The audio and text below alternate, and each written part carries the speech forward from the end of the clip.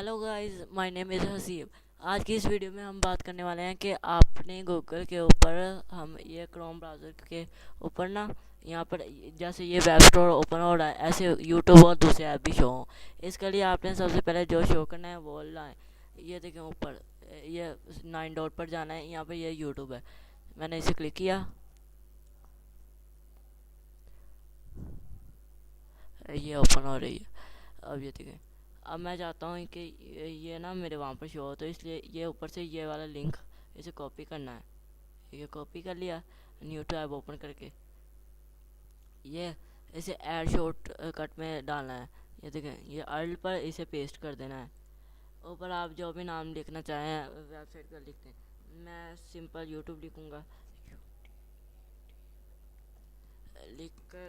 लिख कर आपने डन पर क्लिक कर देना है। जैसे आप ये क्लिक करेंगे, ये देखें ये शॉर्ट अकाउंट बन चुका है।